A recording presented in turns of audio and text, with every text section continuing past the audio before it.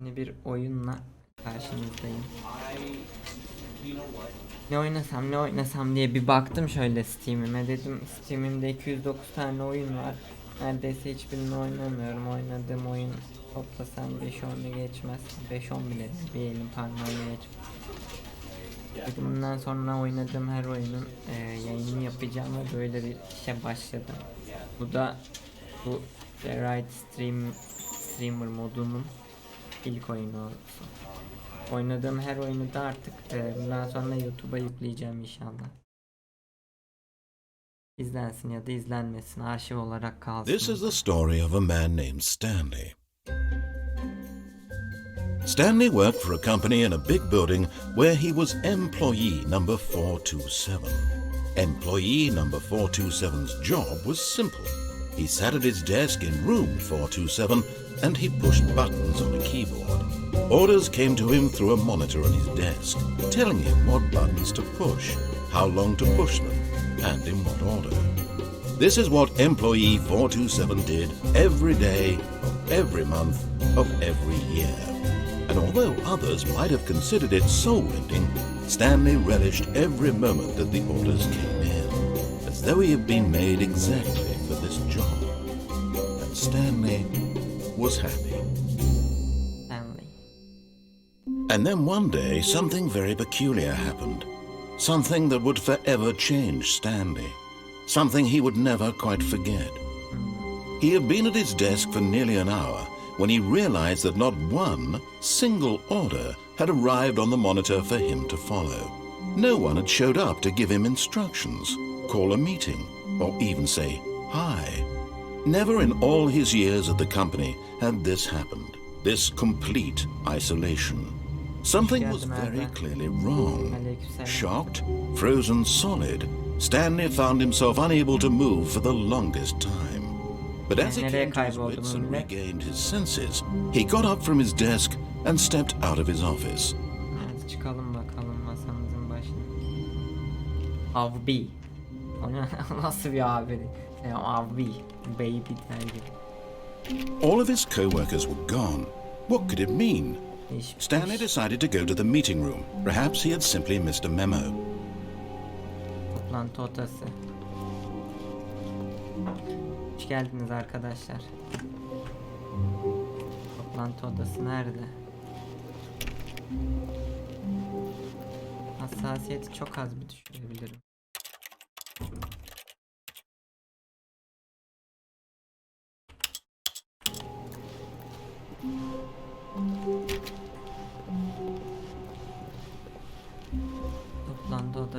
Toplantı When odası. Stanley came to a set of two open doors, he entered the door on his Soldaki left. kapıdan girdi. Bu ne abi? O beni yönlendiriyor resmen. Ben kaçıyorum, internet yok. Eyvallah. Selam vermem bile yeterli. Görüşürüz. Hoş geldin Musto. Aleykümselam.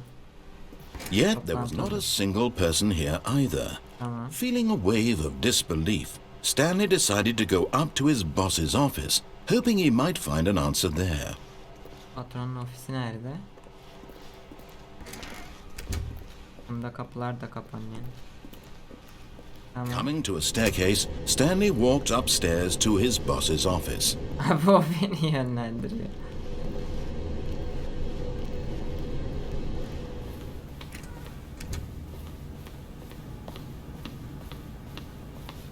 Evet, patronun ofisi var. Stepping into his manager's office, Stanley was once again stunned to discover not an indication of any human life.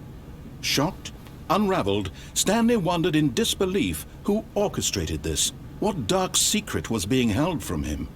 What he could not have known was that the keypad behind the boss's desk guarded the terrible truth that his boss had been keeping from him.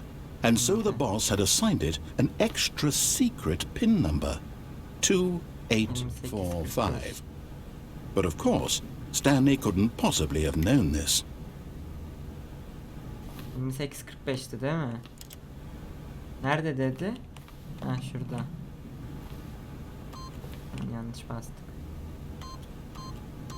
Stanley just sat around twiddling his thumbs, Trying to input anything on the device was useless, since he could never possibly Bastım. the combination. Stanley simply began entering random codes into the keypad, knowing full well the sheer statistical unlikely, yet incredibly, by simply pushing random buttons on the keypad, Stanley happened to input the correct code by sheer luck.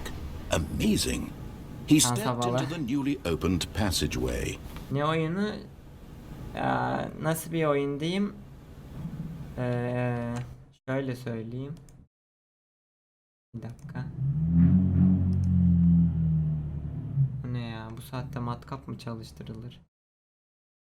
Ya komedi türünde geçiyor ama yani nasıl bir oyun şu an açıklayamayacağım, yani yaşayıp görmek lazım. Yorumlarını okudum, çok bayağı güzel yorum yapmışlar. Yarı bulmaca yarı şey gibi yani. Yeni açılan yol diyor. Girelim bakayım. Yani komedi tarzında bulmaca gibi ama bulmacanın da seni yönlendiriyor.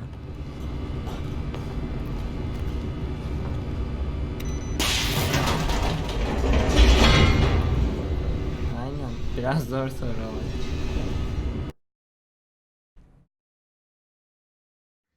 Descending deeper into the building, Stanley realized he felt a bit peculiar. It was a stirring of emotion in his chest, as though he felt more free to think for himself, to question the nature of his job. Why did he feel this now, when for years it had never occurred to him? This question would not go unanswered for long. Şimdi biz bu işi neden yaptığımızı sorguluyoruz mesela. Stanley walked straight ahead through the large door that read Mind Control Facility. Bizim işimiz bu şeyde sürekli bilgisayarın başında durup bize hoparlörden söylenen kodlara basıyormuşuz sürekli, başka hiçbir şey yapmıyormuşuz böyle. Bir gün fark ediyoruz ki o kodlar hiç gelmiyor. Bir gün boyunca o masanın başında kod gelmesini bekliyoruz. Sonra diyoruz ne oluyor falan filan. Derken kalkıp buralara geliyoruz işte. Buradan sonrasını göreceğiz. Hayda. Solda kaçış yazıyor. Burada mind control yazıyor. Zihin kontrol. Kaçış. Nereye gidelim? Kaçalım mı, mind kontrole mi girelim? Ben merak ettim ya açıkçası. Kaçmayacağım.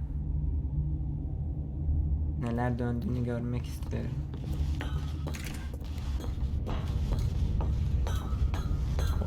Bir tane yorumda gördüm, yapacağınız seçimler şey diyor, oyunun sonraki sonunu yani kaderini etkiliyor, o yüzden yaptığımız seçimler önemli. Aha, AK Parti sembolü. Bunlar ne? Verilen kodlar bize. Basacağım.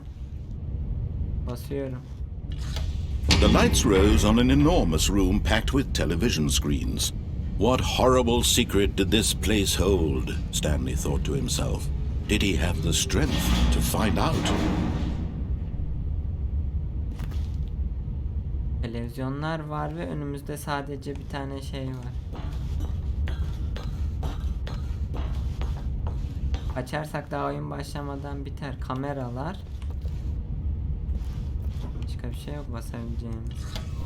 Now the monitors jumped to life, their true nature revealed. Each bore the number of an employee in the building. Stanley's co-workers, the lives of so many individuals reduced to images on a screen, and Stanley, one of them, eternally monitored in this place where freedom meant nothing. Hayda. Buradan bizi izliyorlarmış, bütün işçileri olduğu gibi. Bir dakika, ben şu sıcaklık şeyini açayım da yine geçenki oyundaki gibi SMG'yi yakmayalım sonra. Oyunlarda optimize sorunu oluyor çünkü.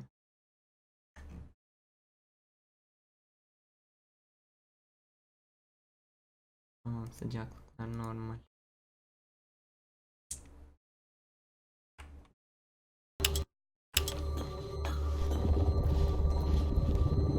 Mesela biz kaçtık?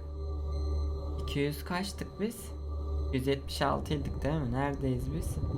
Burada bir yerde olmamız lazım. 176 şu biziz bak.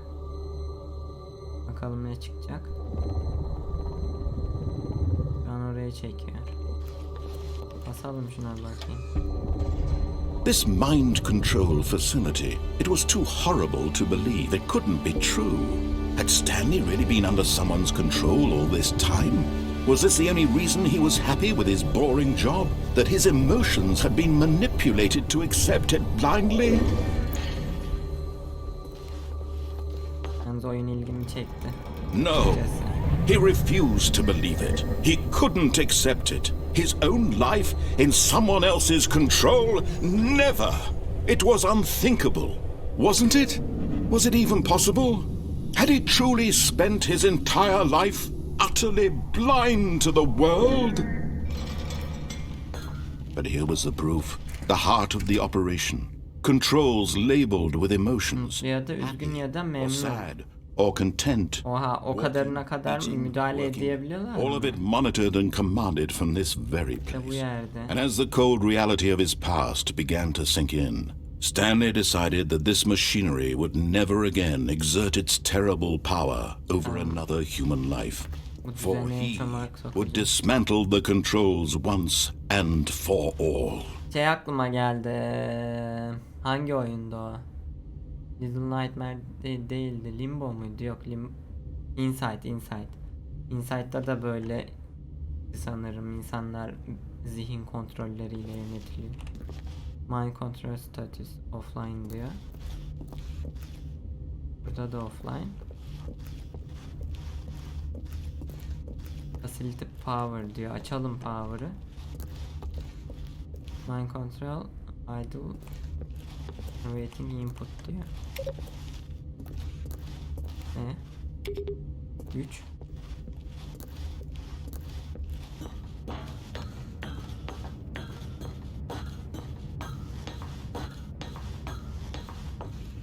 And when at last he found the source of the room's power, he knew it was his duty, his obligation, to put an end to this horrible place and to everything it stood for. Oh, Stanley, you didn't just activate the controls, did you? After they kept you enslaved all these years, you go and you try to take control of the machine for yourself. Is that what you wanted? Control? Oh, Stanley, I applaud your effort, I really do. But you need to understand, there's only so much that machine can do. You were supposed to let it Ben go. yıkmaya gelmiştim. Turn the controls off and leave.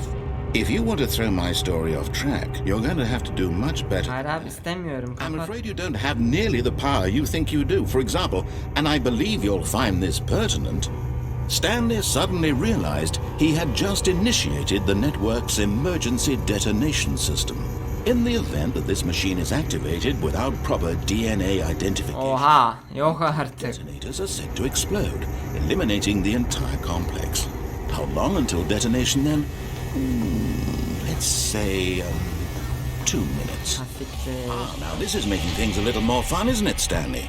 It's your time to shine. You are the star. It's your story now. Shape it to your heart's desires. Oh, this is much better than what I had in mind. What a shame we have so little time left to enjoy it. Mere moments until the bomb goes off. But what precious moments each one of them Ben is. gelmemiş miydim? More time to talk about you, about me, where we're going, what all this means. I barely know where to start. What's that? Tuşlara mı I'd like to know where basacağım? your co-workers are. 3'e bas Element of diyor. 3 solace nerede? before you're obliterated. All right, I'm in a good Ben mood. geldim You're gonna ben. die anyway. I'll tell you exactly what happened to them. I erased them. I turned off the machine. I set you free. Hadi. Of course, that was merely in this instance of the İkiye mi? story. 3. Sometimes when I tell it, I simply let you sit there in your office forever, pushing buttons endlessly and then dying alone. Other times, I let the office sink into the ground. sus da bir swallowing şeyi çözeyim. everyone inside, or I let it burn to a crisp. I have to say this, though. This version of events has been rather amusing. Watching you try to make sense of everything and take back the control wrested away from you, it's quite rich. I almost hate to see it go. But I'm sure whatever I come up 3 with denemen next kaldı go diyor. around will be even better. My goodness, only 34 seconds left. But I'm enjoying this so much. You know what? To hell with it. I'm going to put some extra time on the clock, why not? These are precious additional seconds, Stanley. time doesn't grow on trees. Oh dear me, what's the matter, Stanley? Niye Is it bunlara that you have bastım no idea bilmiyorum. where you're going or what you're supposed to be doing right now? Or did you just Hiçbir assume fikrim you saw yok. that timer, that something in this room was capable of turning it off? I mean, look at you. Running from button to button, screen to screen, clicking on every little thing in this room. These number Evet. buttons, no, these colored ones. Or maybe this big red button. Ya da bu Or this kapı. door. Everything, anything, something here will save me. Why would you think that, Stanley? That this video game can be beaten? Won? Solved? Do you have any idea what your purpose in this place is? Stanley. 3 numaralı You're buton in for nerede? quite a disappointment. But here's a spoiler for you. That timer isn't a catalyst to keep the action moving along. It's just seconds ticking away to your death. You're only still playing instead of watching a cutscene because I want to watch you for every moment that you're powerless. To see you made humble. This is not a challenge. It's a tragedy. You wanted to control this world. Ben kontrol etmek istemedim. Sadece sistemi kapatmak istedim. Can't. Take a look at the clock, Stanley. That's 30 seconds you have left to struggle. Koşma da yok oyunda. Until a big boom and then nothing. 3 numaralı buton nerede? Will you cling desperately to your frail life? Or Görebilir miyim önümü? Aha buldum. choice? Make it count. Or don't. It's all the same to me. All a part of the joke. Ölüyoruz Believe arkadaşlar. me, I will be laughing at every second of your inevitable life from the moment we fade in until the moment I... Hayır. Bence çözümü yoktu oranın. Incorrect falan diyordu ama inşallah oyun bitmedi. Şaka mı? All of his co-workers were gone. What could it mean?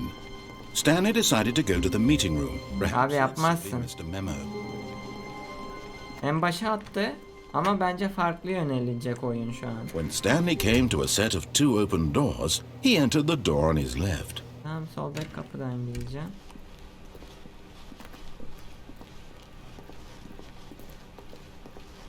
Yet there was not a single person here either. Feeling a wave of disbelief, Stanley decided to go up to his boss's office. Coming to a staircase, Stanley walked upstairs to his boss's office.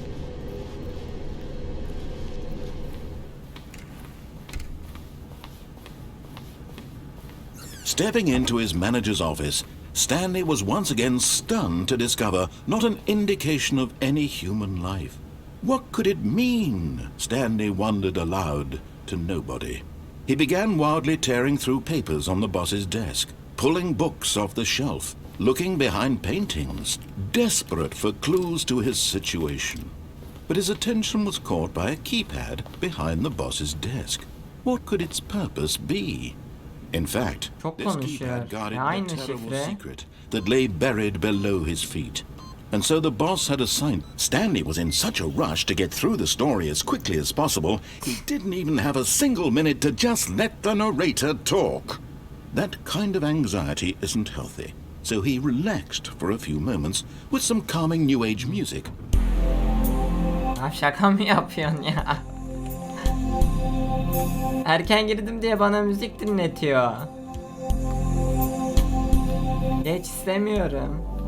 Aç şurayı. Feeling soothed and rejuvenated, Stanley calmly walked Allah into Allah. the opened passageway.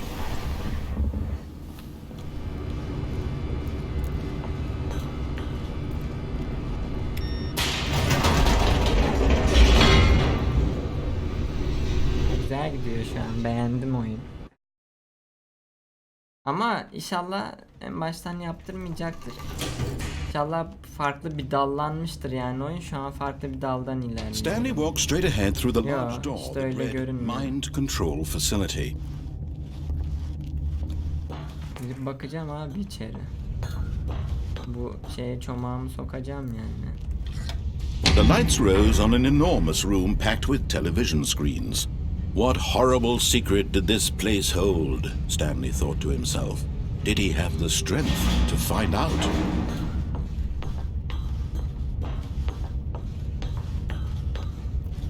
Çok geri attı ama ya. Now the Her monitors aynı jumped to şeyleri life, yapıyorsa. their true nature revealed. Each bore the number of an employee in the building, Stanley's co-workers. The lives of so many individuals reduced to images on a screen, and Stanley, one of them. Keşke Türkçe seslendirme de olsa, çünkü o son 3 dakika verdiğinde hem yazıları okuyup hem şifreleri çözmek biraz zor.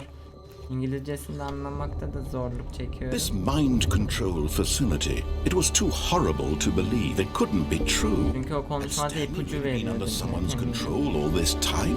Was this the only reason he was happy with his boring job? That his emotions had been manipulated to accept it blindly?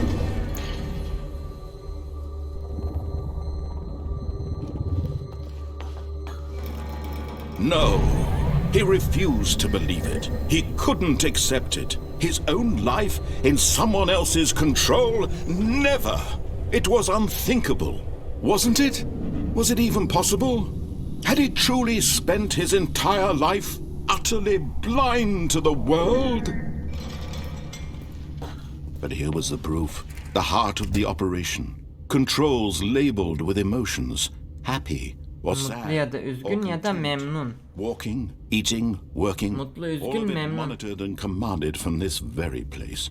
And as the cold reality of his past began to sink in, Stanley decided that this machinery would never again exert its terrible power over another human life. Alakası var mı ki? For he would dismantle the controls once and for all. Ne anlama geliyor? Burası ne?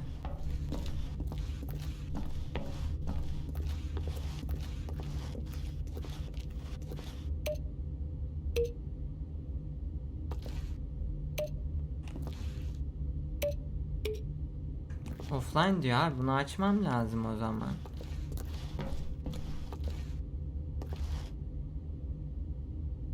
Active power cells diyor, waiting power.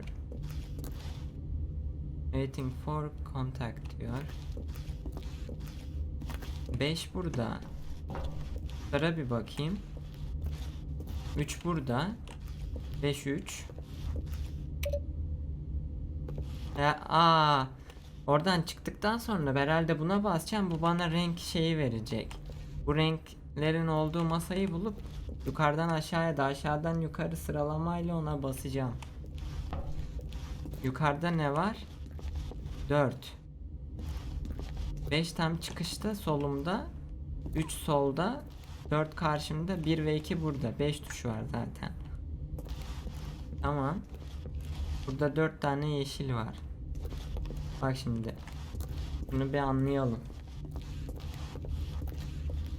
Şimdi buradan çıktım. Hemen solumda 5, karşımda 3, yukarıda 4, şurada da 1 ve 2 var. Renklere bakalım.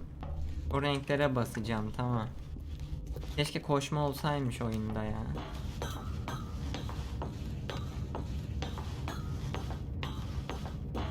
Kapatmaya bir basacağım, ne olacak? And when at last he found the source of the room's power, he knew it was his duty, his obligation, to put an end to this horrible place and to every...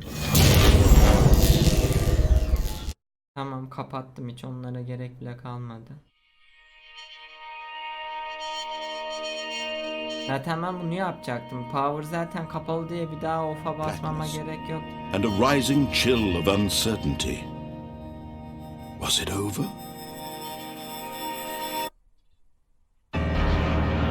Yes! He had won! He had defeated the machine! Unshackled himself from someone else's command. Freedom was mere moments away.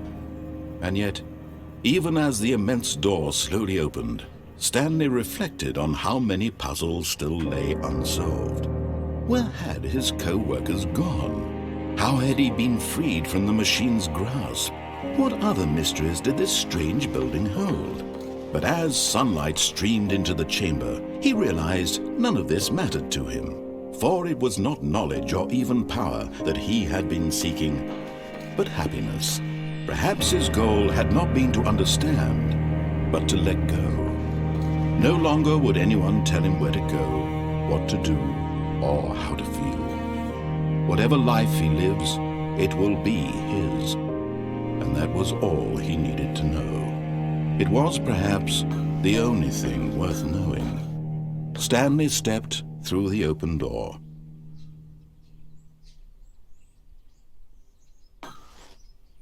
Stanley felt the cool breeze upon his skin, the feeling of liberation, the immense possibility of the new path before him. This was exactly the way, right now, that things were meant to happen. And Stanley was happy.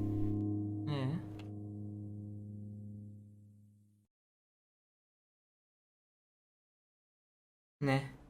Beat the game mi? Şaka mı yapıyorsun?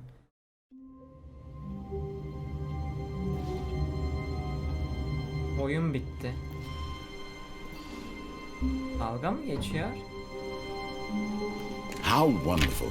Stanley was alone. Finally. This is great, he thought to himself. This is what I've wanted all along. I got what I wanted. Ama bir dakika, başa dönmedik ama. Bu farklı bir şeye gitti. Farklı bir yoldayız şu an. Aynı şekilde konuşmuyor. When Stanley came to a set of two open doors, he entered the door on his... This was not the correct way to the meeting room, and Stanley knew it perfectly well. Perhaps he wanted to stop by the employee lounge first, just to admire it.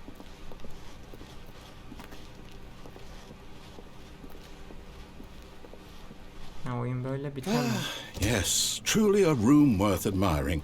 It had really been worth the detour after all, just to spend a few moments here in this immaculate, but eager to get back to business. Stanley took the first open door on his left. And so he detoured through the maintenance section, walked straight ahead to the opposite door, and got back on track. Yoluma geri dönmeyeceğim, kurcalayacağım.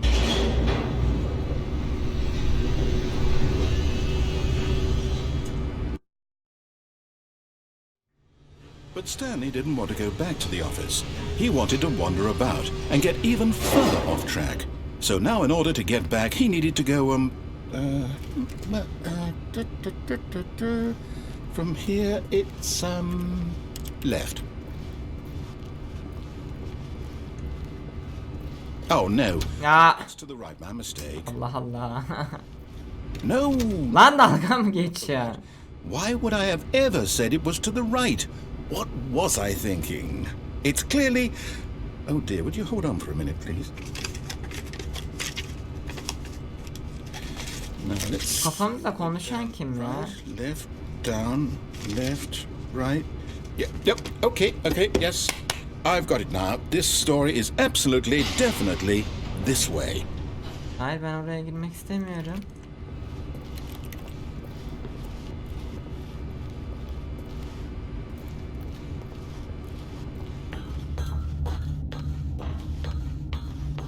No. This isn't right at all. You're not supposed to be here yet. This is all a spoiler. Quick, Stanley, close your eyes. Yeah. Okay. We just have to get back to, oh, who am I kidding? It's all rubbish now. The whole story completely unusable. How about, rather than waste my time trying to salvage this nonsense, we'll just restart the game from the beginning. Hayır. And this time, suppose we don't wander so far off track, Hayır. Okay, from the top. Allah Allah. Abi dalga mı geçiyorsun?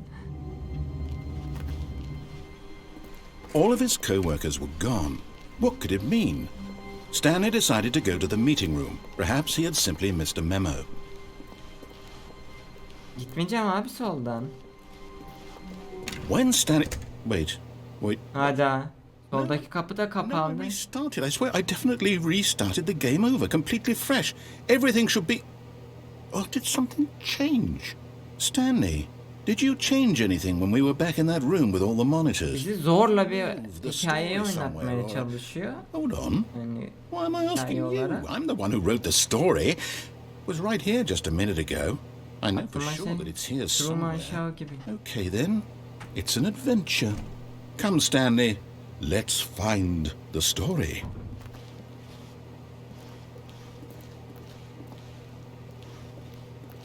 Hikaye buradan gidiyordu. Hayır, gitmeyeceğim oradan. Buradan gireceğim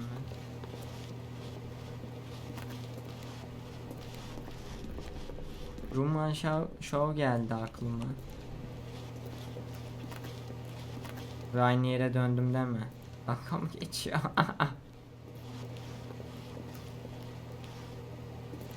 Lan ne oluyor? This is the worst adventure I've ever been on. I can promise you there Beynim yandı. definitely was a story here before. Do we need to... Hayır! Well, I find it unlikely that we'll ever progress by starting over and over again. Hayır, It's gotta be başlatma. better than this. Hayır. Okay, let's give it a shot. Hayır! Adam benimle oynuyor. Ben oyun oynamıyorum. All O of his benimle coworkers oynuyor. were gone. What could it mean? Stanley decided to go to the meeting room. Perhaps he had simply missed a memo.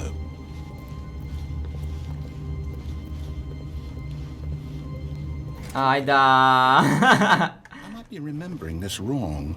It's possible the story is back where we just came from. Why don't we go back the other direction and see if we missed anything?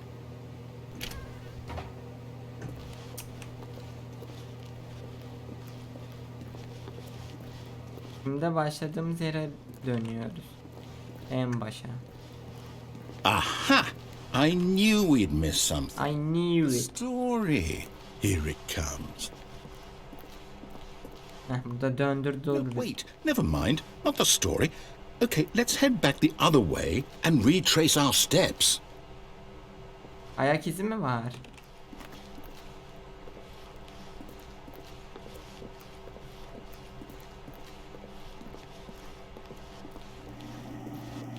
Abi ne oluyor? Well, I'll be honest, I don't recognize this place at all. Is this the story? I don't think so. I can't quite recall, but I believe my story took place in an office building. Is that correct? Do you remember, Stanley? Well, do you know what? bu ne Since be? I've completely forgotten what we were supposed to be doing, how... Yani başa saralım. You win! Congratulations! I know you put in a lot of hard work, and it really paid off, so good job. Oh, no. No, I don't feel right about this at all. We both know you didn't put in any actual work for that win. Some people win fair and square, and this was not one of those situations. Okay, I'm getting weirded out by whatever this place is. I don't care what might happen this time, I have to restart. Allah Allah. All right, I've got a solution. Stanley This time, to make sure we Adventure don't get lost, I've employed the help of the Stanley Parable Adventure Line. Just follow the line. How simple is that?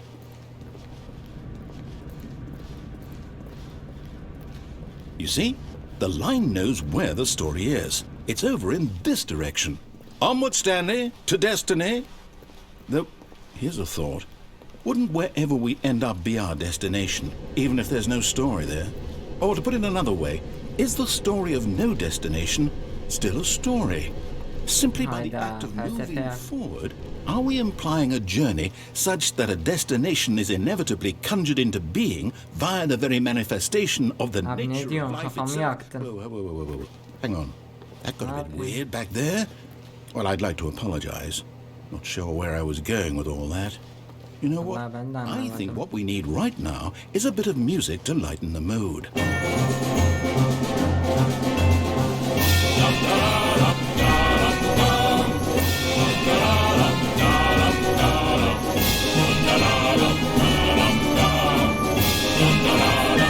Abi kapat.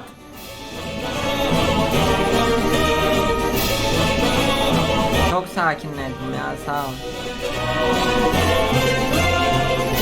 Cut the music, go back and look at that fern. Aşk merdiveni Stanley, ne ya? this fern will be very important later in the story. Make sure you study it closely and remember it carefully. You won't want to miss anything. Aşk merdiveni dediği çiçek değil mi ya? Çiçeğin ismi. Tamam. İnceledim.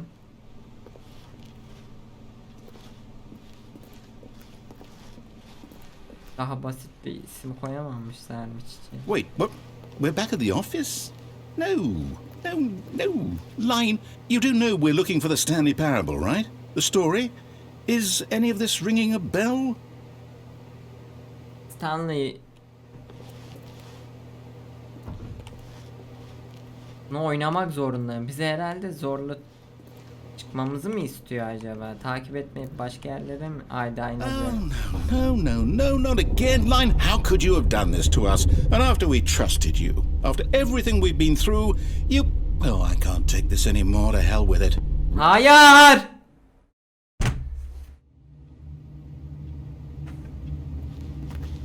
Ulan bak var ya. You know what, Stanley? I say forget the adventure line. What's it ever done for us? We're intelligent people, right? Why can't we make up our own story? Something exciting, daring, mysterious. Ya mind control oluyor. Perfectly doable. Why don't we simply start wandering in, well, I don't know. How about this direction?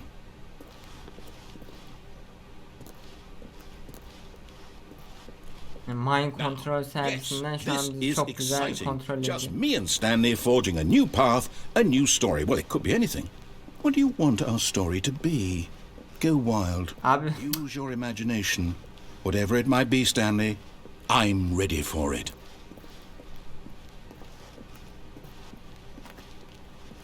Oh, no, not you again. Stanley, I'd also like to veto the line from having any role in our awesome new story. No lines or monitor rooms. Just don't acknowledge it, and we should be fine.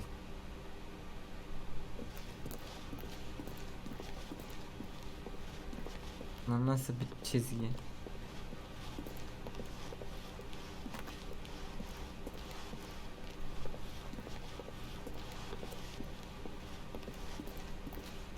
Ah, a choice. We get to make a decision. From here, the story is in our control. How important we mustn't squander the opportunity. In fact, I believe I need a minute to think here. Just walk in circles for a minute. Okay, so I know that each door has to lead somewhere, which means that somewhere, the place where we're trying to go, there must be a reverse door that leads here.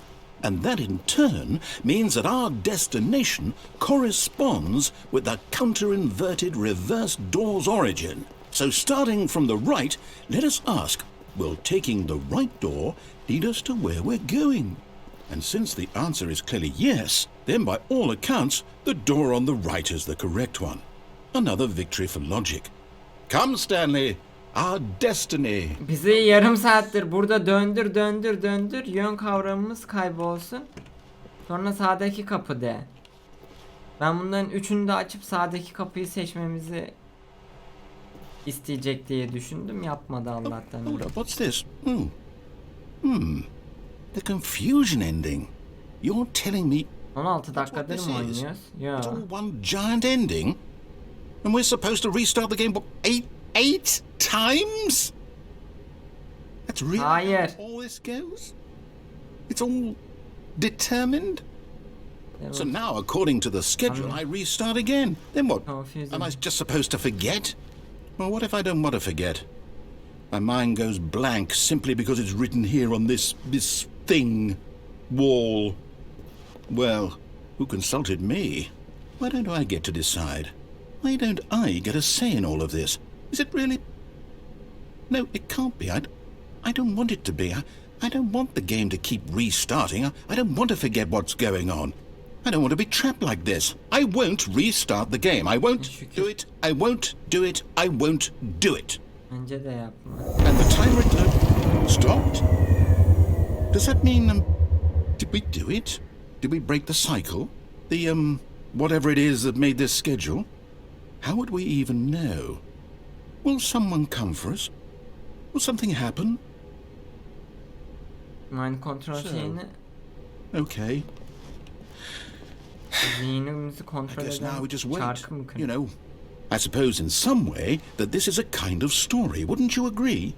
I'm not quite sure if we're in the destination or the journey. Benim de kafamın içine Life is sıçsın. about the journey and not the destination. So I hope that's where we are right now.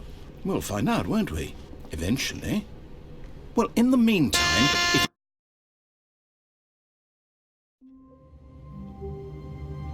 Şimdi hiç konuşmayacak. all of his co-workers were gone, what could it mean? Stanley decided to go to the meeting room. Perhaps he had simply missed a memo.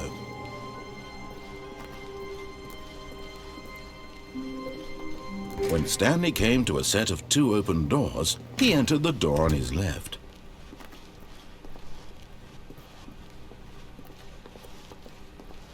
Yet there was not a single person here either. Feeling a wave of disbelief, Stanley decided to go up to his boss's office, hoping he might find an answer there.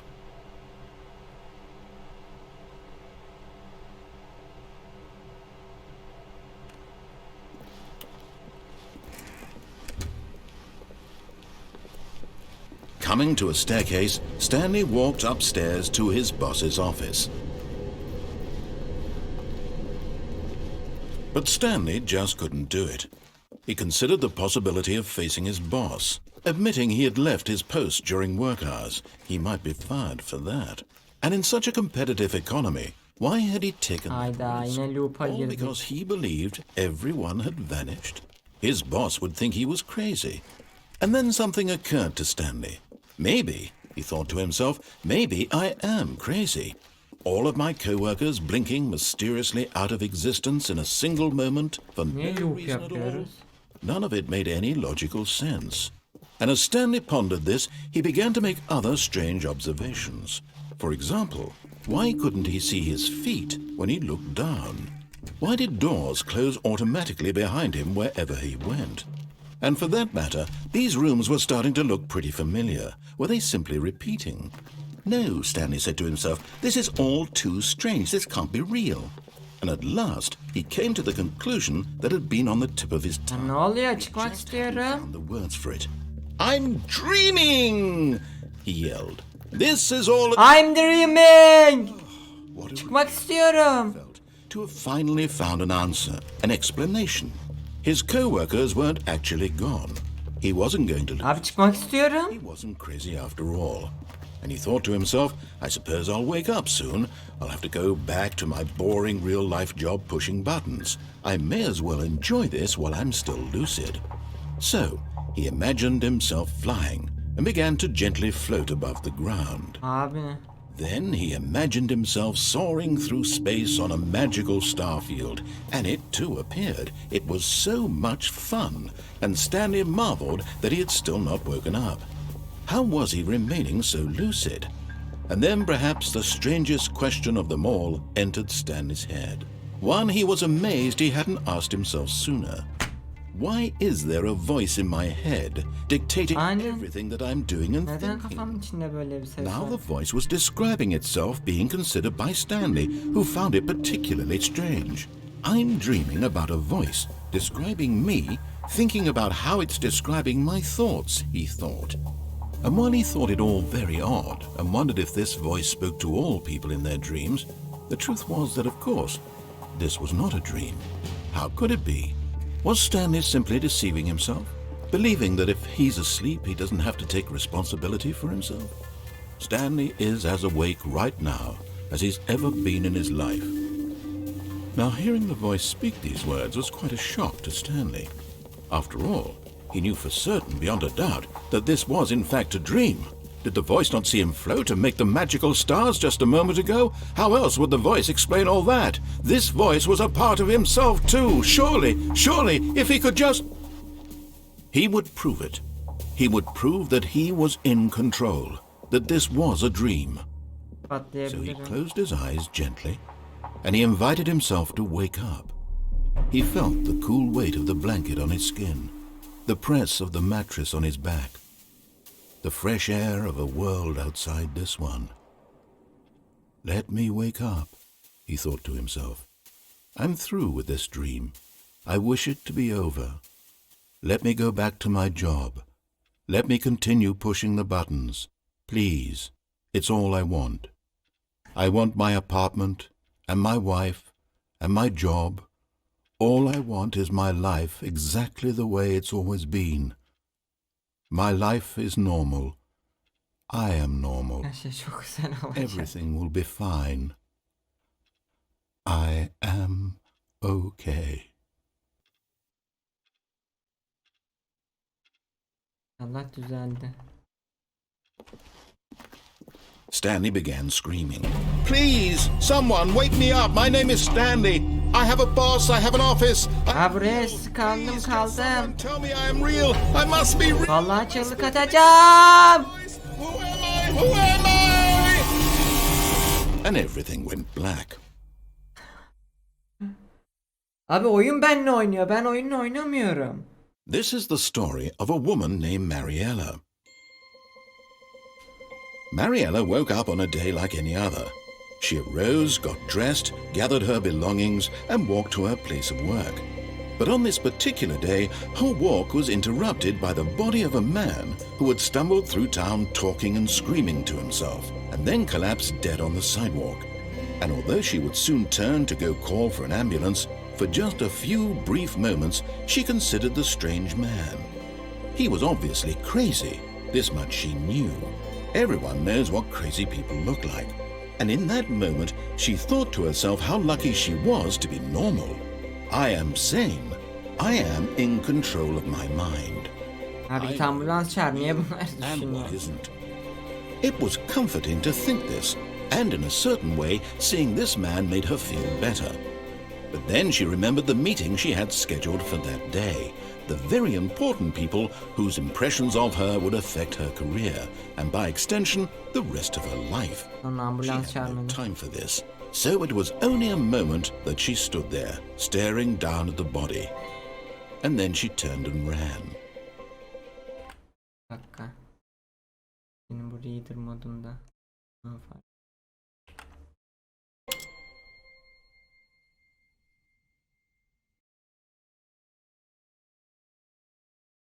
Abi en başa atmayacağım. Wait, Stanley thought to himself. Am I sure that the orders stopped coming in? How is that possible? They never stopped. Surely I was mistaken. Bakalım yanılıyor muyuz?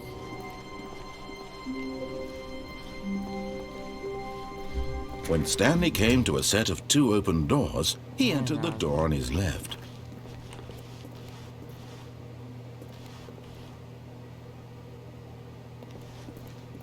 Girsem mi?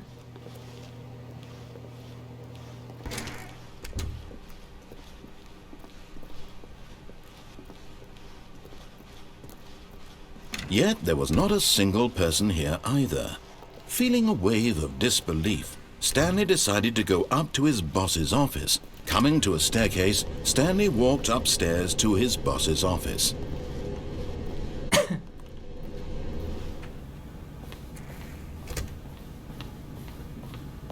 Okay, I think we all know the drill by now. Blah, blah, blah. Dark secrets, the keypad. Stanley pushes some buttons. Oh, hey, look, it's a new passageway. Quelle surprise. Ha, direkt açtı.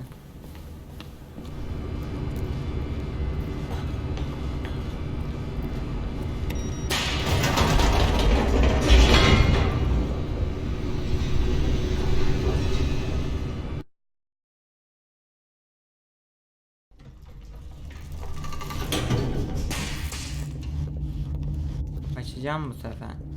Stanley walked straight ahead through the large door that read Mind Control Facility. Nerede abi, geçmeyeceğim oradan. Although this passageway had the word escape written on it, the truth was that at the end of this hall, Stanley would meet his violent death. Hayır, beni sadece korkutmak için söylüyorsun. The door behind him was not shut. Stanley still had every opportunity to turn around and get back on track. At this point, Ay, korktum. concerted effort to walk forward and willingly confront. Teşekkürler canım, hoş geldin tekrardan. Buray. Buray. Korktum ya. Bir anda tam önüme bir şey mi çıkacak, ölümle ilgili bilmem ne şey derken laps diye abone şeyi çıktı.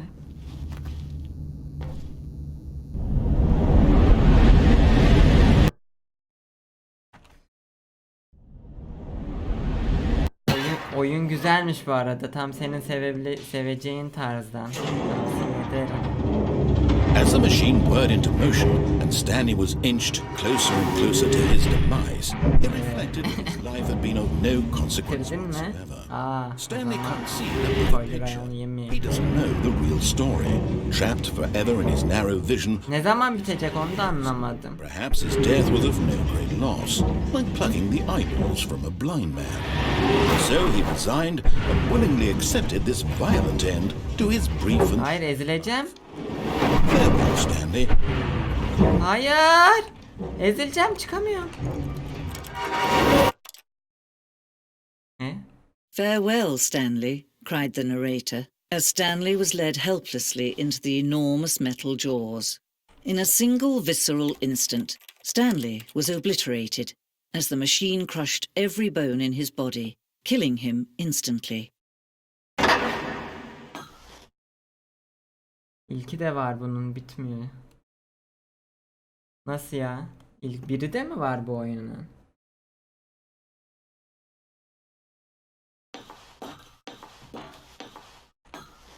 Çok iyi manipüle ediyor insanı. Hayda. Bitti And mi? yet it would be just a few minutes before Stanley would Yeni restart anlatıcıya again, geçtik. back in his office, as alive as ever. What exactly did the narrator think he was going to accomplish? Bir dakika. Hayda. Geldiğim kapı burada. Nereye kayboldun? Az önce gördüm. Buradaydın. Arkaya gittince arkadaki kapı kapandı. Ya ben oyunun ne zaman biteceğini anlamadım açıkçası. When every path you can walk has been created for you long in advance, death becomes meaningless, making life the same. Do you see now? Do you see that Stanley was already dead from the moment he hit start?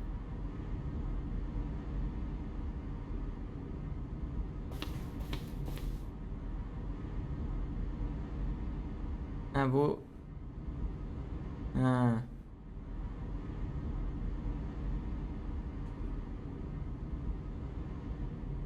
Bir sürü sonu var. Ben 2 tane sonu gördüm.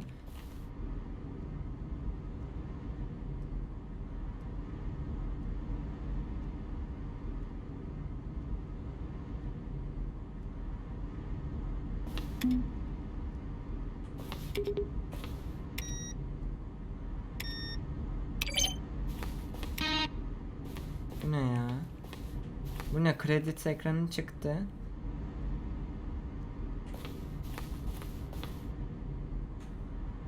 Onların ikisi bile var. Ben şu an oyun bitti mi bitmedi mi anlamadım.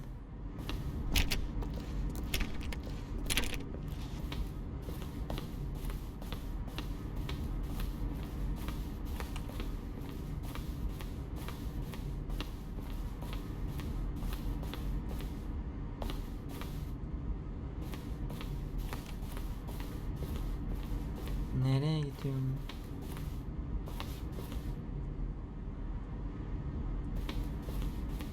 Başka son kalmadı deyip bıraktın mı? Nasıl anlayacağız başka son olmadığını? Bu son mu yani şu an? Orada kredi ekranı vardı.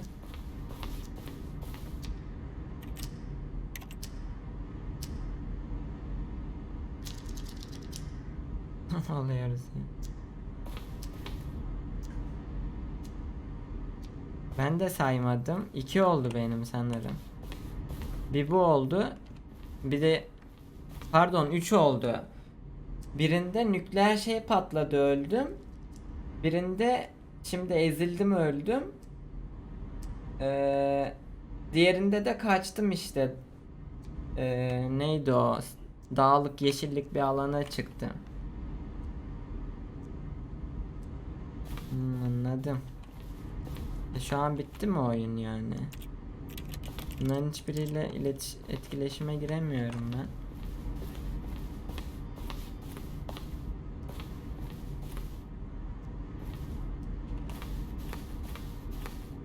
Hayda. Freedom.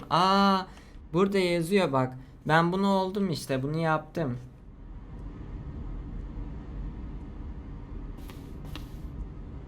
3 tane sona geldim. Free ending diyor. Bunu yaptım. Bu bitti yani free ending'de. Bir tane şimdi az önce oldu. Öldüm işte ezilerek. Bir de nükleer santral patladı. Oh, look at these two. How they wish to destroy one another. How they wish to control one another. How they both wish to be free. Can you see? Can you see how much they need one another? No, perhaps not. Sometimes these things cannot be seen. But listen to me. You can still save these two. You can stop the program before they both fail. Push escape and press quit. There's no other way to beat this game. As long as you move forward, you'll be walking someone else's path. Stop now and it'll be your only true choice. Hayır. Do choose it. Don't let time choose for you. Don't let time. Çık. Bu da bir son sayılacak mı? Escape şu an durduruldu. Çıkış demeyeceğim.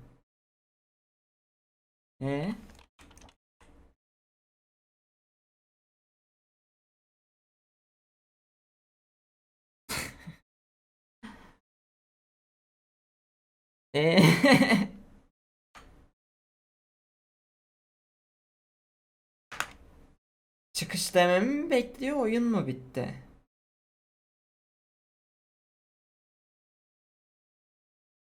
Gelecek mi? Hayda. Anlamadım. Çıkış dememi mi bekliyor? Oyuna devam et diyemiyorum. Oyuna yeniden başla var. Hiçbir şey anlamadım. Hiçbir şey yapamıyorum. Başarım kazanıldı. You can jump. Space'e bastım ya, böyle spam yaptım. Başarım kazandım you can jump diye. Enter'a falan da basayım bakayım.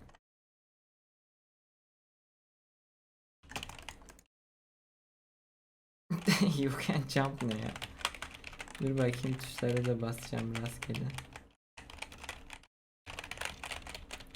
CTRL shift 1 2 3 4 5'e basayım.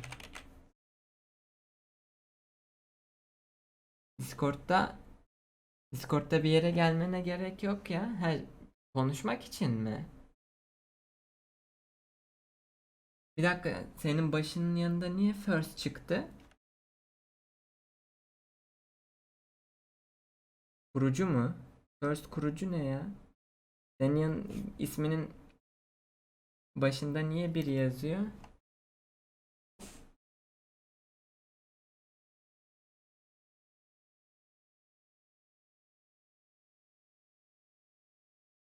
Anladım.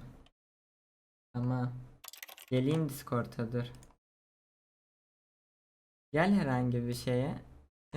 Herhangi bir ses kanalına gir. Ben seni şuraya çekeyim.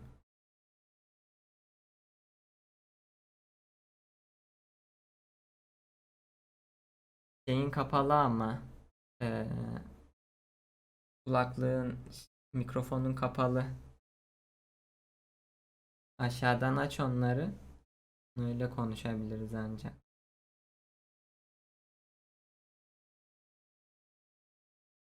Öyle yani. Hello. Heh, tamam, şimdi oldu. Karikatürnameye mi aldın beni? Yo, moderasyon Nereden konuşuyoruz? Moderasyon diye bir kanal var, gizli, sadece ben görebiliyorum, oradan konuşuyoruz. Ha. Anladım. Benim sesim duyuluyor değil mi yayında? Evet.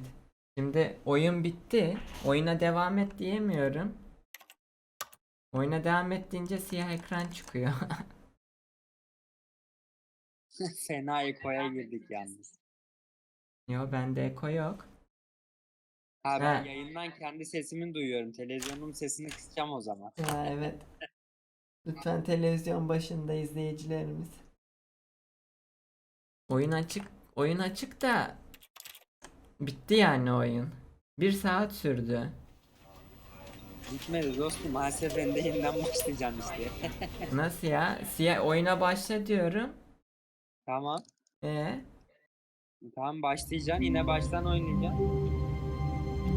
niye ya? Yine Bitti ama. farklı şeyler olacak. Nasıl yani? Aynen. Farklı şeyler mi veriyor? Hayır, yine bir sürü farklı son var. 2-3 bitirişte bitmiyor oyun. Her seferinde baştan başlıyorsun oyuna. Bak, Hmm, oyuna biraz anlayacaksın. Yaptığın şeyleri yapma, farklı bir şeyler yap. A yapalım soft wind bakalım. blew Aa, bak, outside bunu and yapmamışsın, perhaps şunu rain started. yapayım de And if bir it sürü did, it şey stopped çıkıyor shortly ondan. after. Bak, televizyonun sesini kısınca oyunun sesini duymuyor. Stanley hoped that he would one day see weather. Şimdi farklı şeyler söylüyor. İşte diyorum, When oyuna her Stanley seferinde came to a farklı set of başlıyor. two open doors, he entered the Farklı door on his başlıyor. left. Odalara giriyorsun, odalar farklılaşmış oluyor. Soldaki kapıdan girdim ben çok. Sağdan mı gireyim? This was not the correct Ya way to aynen, the böyle meeting böyle room, 50 and defa Stanley knew oynuyorsun it perfectly oyunu. well. Perhaps he wanted to stop by the employee lounge first, just to admire it. Wow, yes, Buraya kadar this geldim. room. What but eager to get back to business, Stanley took the first open door on his left. Gerisini sana bıraktım şimdilik. Devam et bakayım. Buraya girmiştim. Buraya girmeyeyim bakayım. Buraya gireyim. Stanley was so bad at following directions, it's incredible he wasn't fired years ago.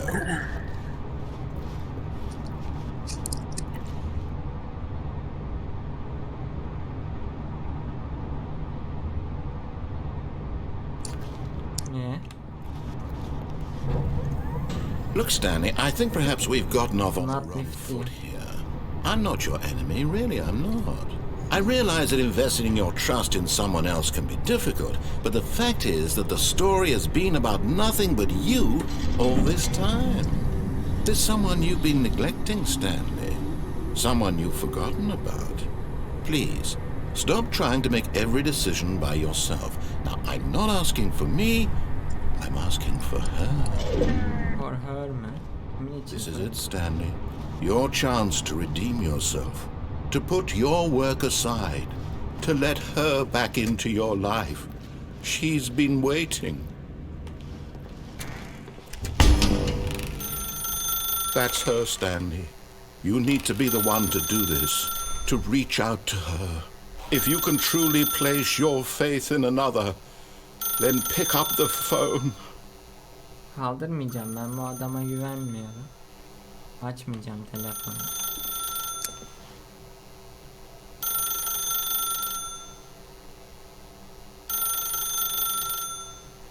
Bir şey olacak mı? Bilmiyorum.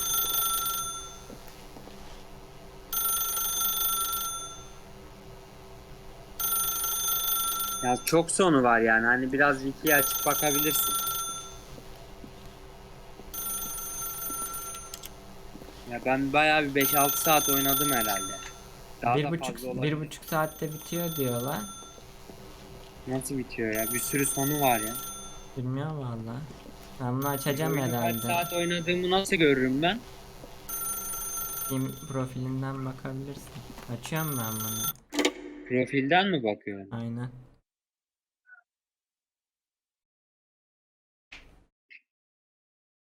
Oh, Stanley, is that Oyun you? özelinde nasıl Hold on, göreceğim? sweetie. Sorry to keep you waiting. I'm just pulling the bread out of the oven. Dur bakayım. Oh, Vay be dostum. Baniyeli 1600 günü olmuş benim Vallahi. hesabımdaki vakfana. 1600 ya, adı var ha. En aşağıda profilini tıklayıp en aşağı kayınca oyunlar saatleri görünüyor ya, orada son oynananların tümü de oradan bakabiliyor. He. Ha, Musto da geldi chat'e. right. Okay, there we go. 5,5 Alright saat now, I oynamış. want you to come in and Oha. tell me all about Yani. Aha. İyi oturmuştu ha. Gotcha! Gandırdım ya suçlar. Did you actually think you had a loving wife who'd want to commit their life to you? I'm trying to make a point here, Stanley. I'm trying to get you to see something. Come inside. Let me show you what's really going on here. Hayda. Fake attı bize yalandan This is a kadınız very varmış sad gibi. story about the death of a man named Stanley.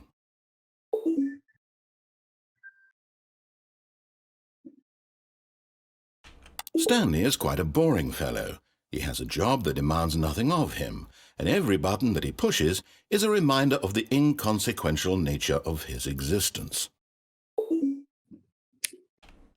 Look at him there, pushing buttons, doing exactly what he's told to do. Hayda. Now he's pushing a button. Now he's eating lunch. Now he's going home. Now Gıcık he's etti bu coming oyun back beni to ya. work. One might even feel sorry for him, except that he's chosen this life. Lütfen neye bas diyor? I'ya bas. Basmıyorum ha. Başka tuşa basacağım. Kabul etmiyor bu sefer de. Al. But in his Değil, mind, ne olabilir belki. in his mind, he can go on fantastic adventures. From behind his desk, Stanley dreamed of wild expeditions into the unknown, fantastic discoveries of new lands. It was wonderful. And each day that he returned to work was a reminder that none of it would ever happen to him. Televizyon izlemek için 5'e bas. Aynen, Türkçesi daha komik. Oyun komik zaten. Yarı komik, yarı kafayı böyle sıyırttırıcı oyun yani. Aynen. And so he began to fantasize about his own job. First, he imagined that one day while at work, he stepped up from his desk to realize that all of his co-workers, his boss, everyone in the building had suddenly vanished off the face of the earth. The thought excited him terribly. Abim 5,5 saat oynamış, bitirmiş zaten. Ustayı da al ya. Hı. Mustafa chatte şu an. Gelmek istiyorsan gel sen de sese. Çocuklarla zaman So he geçirmek. went further. He imagined that he came to two open doors and that he could go through either. At last, choice. It barely even mattered what lay behind each door. The mere thought that his decisions would mean something was almost too wonderful to behold. Sen bir sese gir, ben seni çekerim. B'ye bas diyor. Allah Allah, basmayacağım. Kapıyı açıp çıkmak istiyorum ben.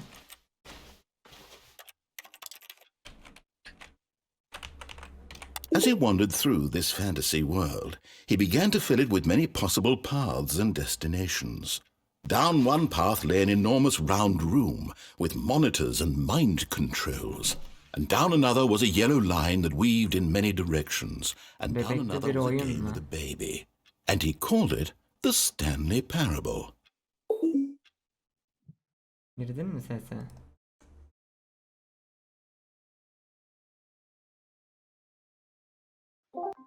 Selamlar efendim. Helal size be. Selamlar. Selamlar, selamlar.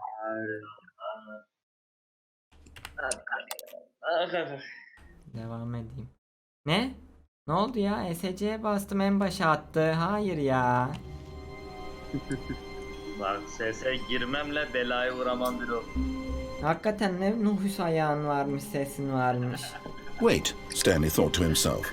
Am I sure that the orders stopped coming in? How is that possible? They never Ben stopped. bunu İngilizce Surely I was oynadım bu mistaken. arada. Türkçesi yoktu oynadığımda. Valla İngilizce oynanmaz bu oyun, bu ne ya? When Stanley came to a set Türkçesini of zor two open, anlıyordu. this was not the correct way to the meeting room, and Stanley knew it perfectly well. Perhaps he wanted to stop by the employee lounge first, just to admire it. Sen gelince. The lounge was sublime, a work of art. O kim ya? What was it about? But Ortak. eager to Doğu. get back to business, Doğukan. Stanley took the Ha, first bizde open mi? door on his left. Ofisteyiz. Ha, ofistesiniz. Subscribe olmuştur belki. Ha, evet. Stanley was gördüm. so bad at following directions. Benim It's şeyi- incredible he wasn't Subscriber şeyini gördün değil mi? Ağaç dikim Güzel ya. şeyini.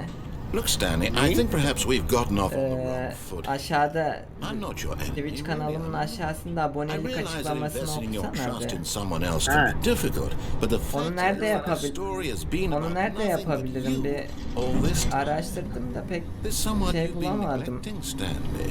Ha. Someone you've forgotten iyiymiş. about. Please, Abone stop trying olarak to hem make kanal every decision by destekleyebilir hem de yourself. fidan I'm dikebilirsiniz ve not kanala asking for özel me, fidan rozetlerini I'm kazanabilirsiniz. asking for her. This is it, Stanley. Hmm, Your güzel chance bir to redeem yaklaşım hocam. yourself. To Baktım. put your Gökçe'nin words babası İstiyorsun, Gökçe- Let çocuğunu her yaparsana back ya. into your life. yok ya She's rozetlerim been var da. waiting. Gökçe'nin babası zaten çiçekçilik yapıyor ya. Ha? İşte fidanları ondan alacağım ama That's her fidanları nereye ekeceğimi bulamadım. Canım senin gibi fidan ekmen çok şey değil. Ya operasyonel bir şey değil. Nasıl yani? Onun yerine temaya bağışta Stanley, is that bulunabilirsin you? fidan alana. Hold on, Aynısını sweetie. Sorry to keep söyledim you bana. waiting. I'm just Ama out of the oven. öyle olunca ben mesela Alright. fidan dikerken fotoğraf falan Okay, there we çekilmek go. istiyorum. Alright, Böyle now, hani why don't videolarım you şey mind olsun. and tell me all about Onun your yerine tema aynen tam onu diyecektim. Tema sertifika veriyor Gotcha. bağış yaptın Oh, diye. come Ha. on. Sana Did üye you olan actually think adamın you had a adına loving temaya wife şey who'd want yaparsın. to commit their life Üye to olursun. you? I'm trying to make a Bağış point here, yaparsın, Stanley. sertifikayı da I'm trying to yollarsın get you to ama. see something. Come inside. Let me show you what's really going on here. Birazdan, Bilemem. Bilemem. birazdan ötecek bak gel basınca ne olur. This is a Açık very oyun. sad story about the death of a man named Stanley. Oyunu izle. Stanley is quite a boring Bastırsan fellow. gelir. He has a job that demands Ne ya? nothing of him, and every button that he pushes Doğu is a subscribe'a reminder of bastı the da. inconsequential nature of his Ha existence. paylaştı. Ne yazıyor? Mesajları söylüyor. O teşekkürler. Mesaj yazmamış. Mesaj yazınca onu İngilizce Abone okuyor. çalıyor da kaç işiyle gördün mü lan ekranda? Ha. Look at him there, pushing buttons, doing exactly Sen what şey he's yazdın ya, okuyor ya onu Türkçe. Aynen mesaj yazınca şey subscribe şey. Ayda yine başa attı ha. İngilizce diyor pushing a sesli button. okuyor yazdığında. Now he's eating. Sen hurra yazmıştın ya onu okudu. Now he's coming back to work. One might even feel sorry for him, except that he's chosen this life. V'ye bas. Bu But da in his beni mind, iyi şey yapıyor. in his ha. mind, he can go on fantastic adventures. From behind his desk, Stanley dreamed of wild expeditions into the unknown, fantastic discoveries of new lands. It was wonderful. And each day that he returned to work Hocam, was a reminder that none of gel it şu would ever asetleri happen to indirelim. him. Ben o şeyi yaptım. Bak And so he began to fantasize about his own job. First, he imagined that one day while at work, he stepped up from his desk Ben to sesini realize that kısıyorum all of his gençler. Doğuyla co-workers, işiniz his var. boss, Size everyone in the yayına building yansımasın. had suddenly vanished off the face of the earth. Öptük. The thought Musto'cum. excited him terribly. Musto'cum öpüyorum. Eyvallah sağ olasın. Konuşamadık pek ama So görüşürüz he went sonra. further. Eyvallah. He imagined that he Haydi came bay to bay. two open Bay bay. doors and that he Buradayım ama could go mikrofonu through kıstım either. sadece. At Dinliyoruz last, sizi yani. choice. It barely even mattered what lay behind each door. Hadi bay The bay. mere thought that his decisions would mean something was almost too wonderful to behold. Ha? Ya bu Onur var ya. Ne oldu ya? As he wandered through this fantasy world, he began to fill it with many possible paths and destinations. Down one path lay an enormous round room with monitors and mind controls. And down another was a yellow line that weaved in many Ne bu şey, directions. manken kadın And ya? down another was a game with a baby. And he called it the Bundan sonra Stanley ne o? Bir Panel. şeyler oynayalım birlikte. Kaç It zamandır was hazırım such a hazırım deyip wonderful duruyor. fantasy, and so in his head he relived it again, and then again, and again, Vallahi over and over, wishing projelerden beyond falan hope that it yeni would never end, kurtuldum. that he might always feel this Hadi free. Overwatch'tan çık. Surely there's an answer down some new path, Göstereyim mustn't istiyorsan there be? yaptığım Perhaps proje. if he played just Şey one more soracağım. time. Gerçekten bıktım abi Overwatch'tan. But there is no answer. Ben de How could sıkıldım there ya possibly zaten. be? Sabah In akşam reality, olur. all he's doing is pushing the same sıkıldım buttons he biraz. always has. Nothing has changed. farklı yayınlar, The longer he farklı spends oyunlar here, the oynar. more invested he Sabah, gets, akşam. the more he forgets Ne which zaman life is the girsem real one. Overwatch oynuyor. Over bu ne abi? Bu daha ne And kadar I'm trying to götürecek tell him beni ya? this, that in this world he can never be anything but an observer. that as long as he remains here, he's slowly killing himself.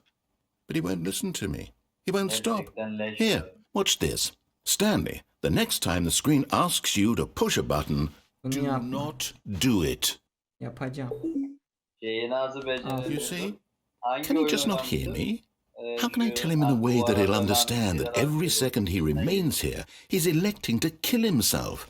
How can I get him to see what I see? How can I make him look at himself? I suppose I can't, not in the way I want him to. But I don't make the rules. I simply play to my intended purpose, the same as Stanley. We're not so different, I suppose. I'll try once more to convey all this to him. I'm Ortadan nasıl compelled oynuyordum İbo? to. I must. Perhaps, well, maybe this time he'll see. Maybe this time. And I tried Önerme. again. Lütfen ölme Stanley ya. pushed a button. And I tried again. Önerme. And Stanley pushed a button. And I tried. Basmadım tuşa ya. Aha.